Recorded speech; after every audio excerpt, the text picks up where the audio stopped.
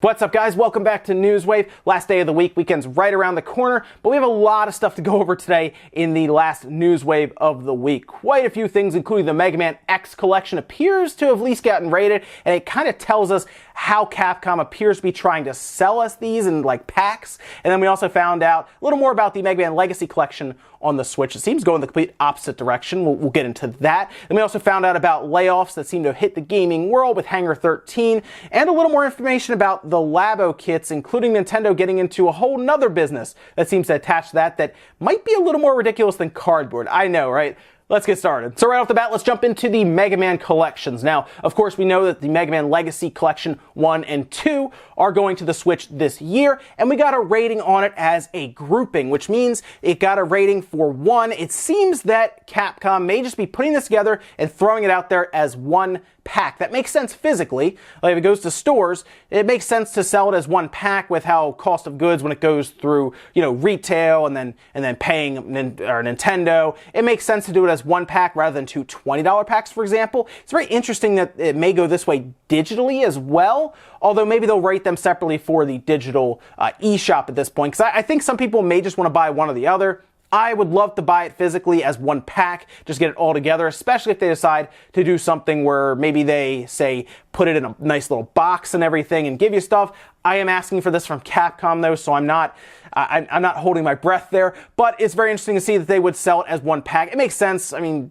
why would you sell it separately physically when they're both out? The whole point before was that one came out and then later on another came out. So sure, I guess it makes sense. Pricing, we're still waiting on $30, $40, somewhere in there probably. The Mega Man X collection is very interesting because it looks like they will be splitting it up as I think some of us expected, as they did with the Legacy collection. It appears they were rated separately as the Mega Man X Collection 1 or the Mega Man X Legacy Collection 1 and then the Mega Man X Legacy Collection 2. So there will be two different collections. The big question here is, how do they split them? Do they split them right down the middle because there's 8 games that should be there through Mega Man X with X 1 through 4, and then are they going to do 5 through 8?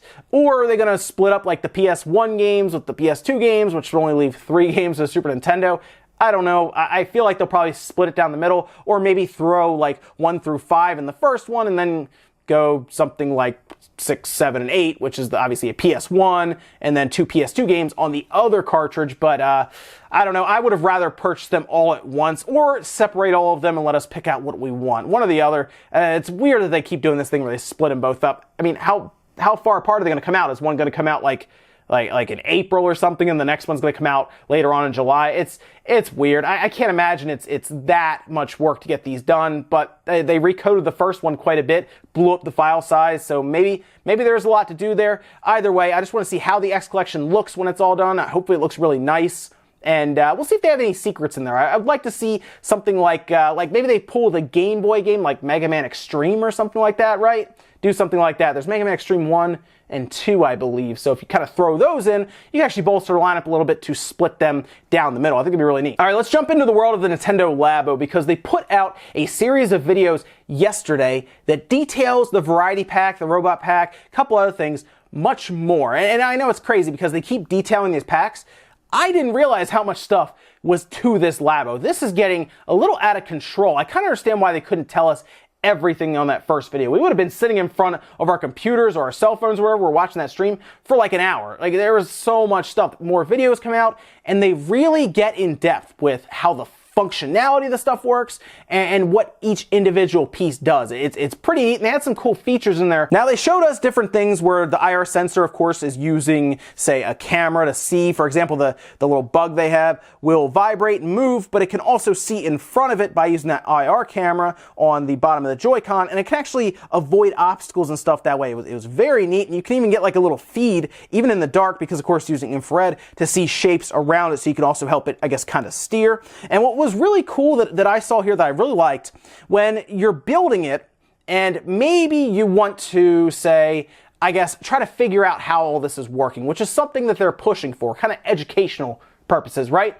You actually hit a button and you can see everything that's happening, and it'll even explain it to you. It gives you like this X-ray view, and then it'll even explain to you how everything is happening, what parts of the Joy-Con are interacting with parts of the box or mechanism that you built, and how does it all kind of come together. That is really, really cool. It'll seriously walk you through it, or it'll give you hints and you try to figure it out and then it shows you the answer. This is perfect for aspiring engineers or people who are just maybe working on problem-solving skills. There is a lot here to like about Labo when it comes to educational purposes. And then they went a little further. There's something that really caught me off guard. They used the Toy-Con scanner. They held their hand in front of it, and then it scanned their hand, and then it took that shape and put it into terrain for like their motorbike game. That was really neat to see that. So I'm a little surprised at how intricate some of the stuff is getting. It's very, very neat to see. Now, the Labo still isn't for me. It's for younger kids to kind of learn and grow with it. But it is very much a hands-on kind of learning tool that you can use to get a little better with problem solving, engineer skills, stuff like that. Very, very cool. And while, again, I'm not going to be using it, I do want to get the variety pack just to try it out and see how all this stuff works, see how hard it is to put this stuff together as well. So, you know what, I probably will get a variety pack just to kind of see from there. Now, the one thing that we found out yesterday is really funny. Now, listen, the Labo, I get it. Some people get maybe offended by it. I think it's so funny. Some of the jokes that come out about the Labo, the memes and everything, it really is funny. And then, of course, we got to pile on top of that because now Nintendo is selling masking tape. I'm not kidding.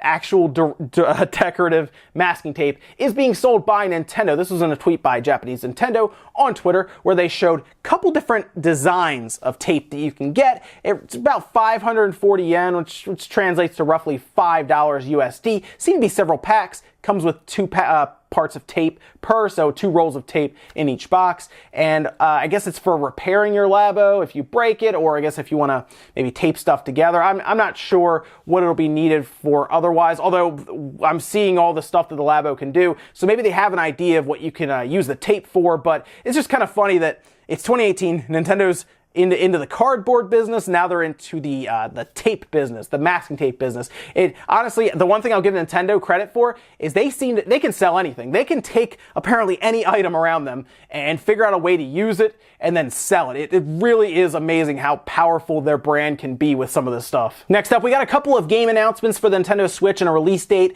The release date is for Hollow, which is that sci-fi kind of horror first-person game that we saw. It's a bit of a slower game that's supposed to kind of obviously scare you. It's a horror game, but that is actually coming out February 22nd, so it's coming out next week. So we get the announcement for it to come out days later, and we're seeing this trend a lot with the Switch. I'm not sure why. I mean, these are smaller games, so it doesn't have that impact of like a $50 or $60 game. They want to tell you about it a little sooner just to get you ready for that big shot, obviously, of money they got to put out. But in this case, Hollow isn't super expensive compared to those. Now, it did come out last year on Steam in November. It's kind of released to mixed reviews on Steam. Some people like it, some people don't. Some people think that maybe it's a little too slow.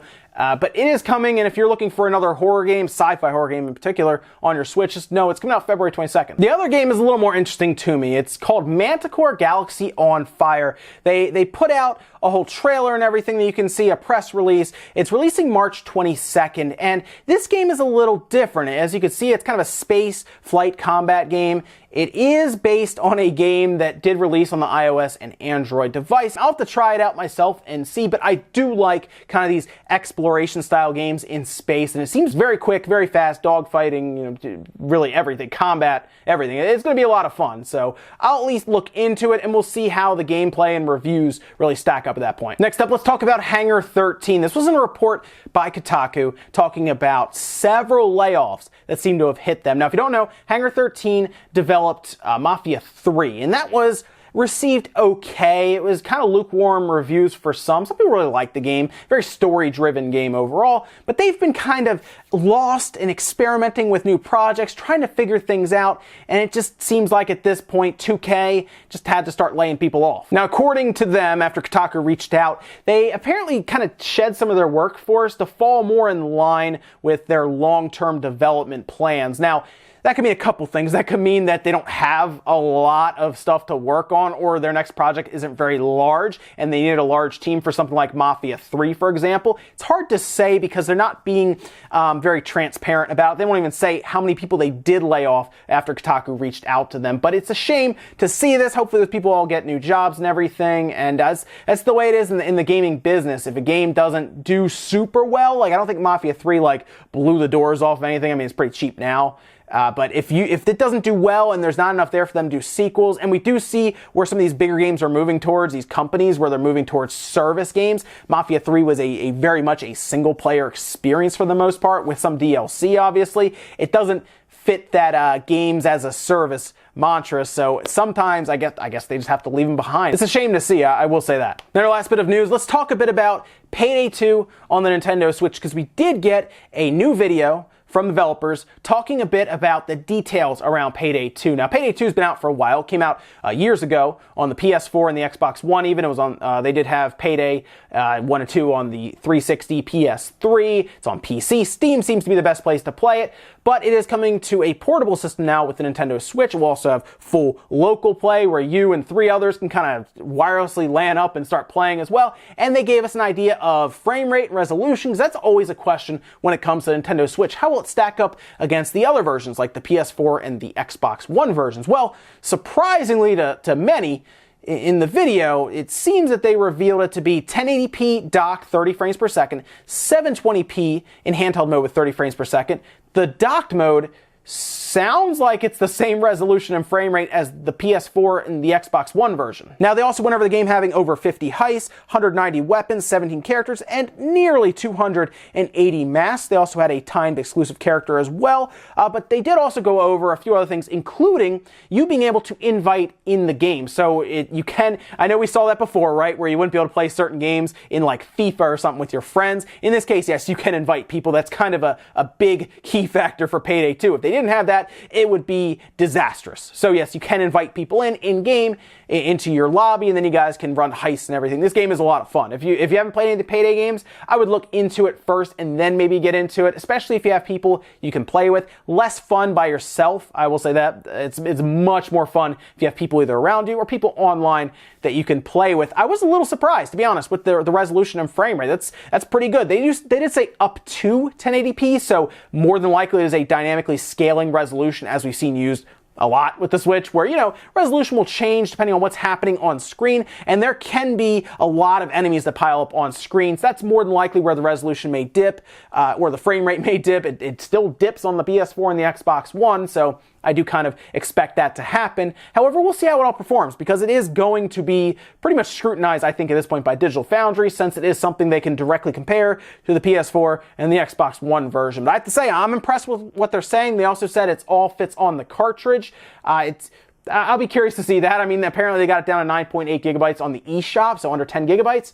But how big is the day one patch? Or are we sure there's nothing else to download? Something else I want to keep in mind as well and see. But so far, everything sounds good. Just gotta wait for release date in a week or two. Ladies and gentlemen, that's gonna do it for Newswave today. If you enjoyed this video, hit the like button, guys. It really helps out. If not, hit the dislike. Leave a bunch of comments below about everything we talked about today, whether it is the Mega Man X collection, maybe you wanted them to be just one game, or maybe you wanted them split up even further into separate games rather than just two. Very curious what your thoughts are on that decision by them. And also let me know what you think about PayDay 2 on the Switch. Are you happy to hear that it sounds like everything's go? It's ready to, it's ready to go at this point.